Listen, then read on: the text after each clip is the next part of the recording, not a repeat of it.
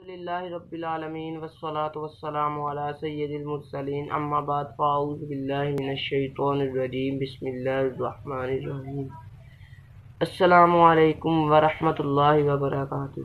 پیارے دوستوں، امید کرتا ہوں کہ آپ سب خیریت سے ہوں گے۔ میرا نام محمد ابو بکر صدیق اور آپ اس وقت دیکھ رہے ہیں پاکستان اینڈ اسلام چینل۔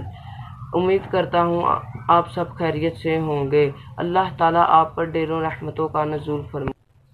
آج ہم جس موضوع پر بات کرنے والے ہیں وہ اس وقت پوری دنیا کے لیے سنگین مسئلہ بن چکا ہے۔ جیسا کہ آپ سب جانتے ہیں، جو کہ کرونا وائرس یا کووڈ-19 کے نام سے جانا جاتا ہے۔ اس وبا نے پوری دنیا کو اپنی لپیٹ میں لے رکھا ہے اور بہت سارے لوگوں کو موت کی وادی میں دھکیل دیا ہے، اور ابھی بھی اس کے زور میں کوئی خاطر خواہ کمی دکھائی نہیں دے رہی۔ پیارے دوستو، یہ وبا ہمارے گناہوں کی سزا سے کم نہیں۔ ایسے گناہ جو ہم نے اعلانیہ یا غائبانیہ کیے۔ ارشاد نبوی صلی اللہ علیہ وآلہ وسلم ہے، جس کا مفہوم کچھ اس طرح سے ہے کہ جب کسی معاشرے میں بے حیائی عام ہو جائے، یعنی بے حیائی عروج پر ہو، ایسی وبائیں، ایسی بیماریاں جنم لیتی ہیں جن کا پہلے کبھی ذکر تک نہ سنا ہو۔ اس پاک کو اسلام کی روح سے دیکھا جائے تو یہ فرمان اس بات کو کنفرم کرتا ہے کہ یہ اصلاً ہمارے گناہوں کی سزا ہے، اور جس بیماری کا ابھی تک کوئی علاج بھی ڈسکور نہیں ہوا۔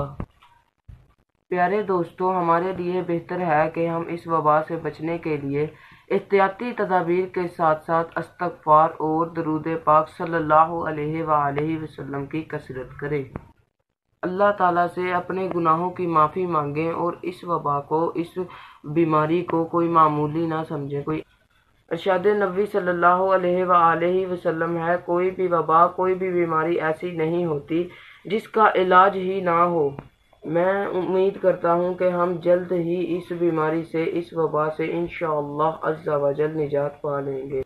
اللہ تعالی ہمیں اپنے حفظ و ایمان میں رکھے اور تمام مسلمانوں کو اس وبا سے محفوظ فرمائے، آمین۔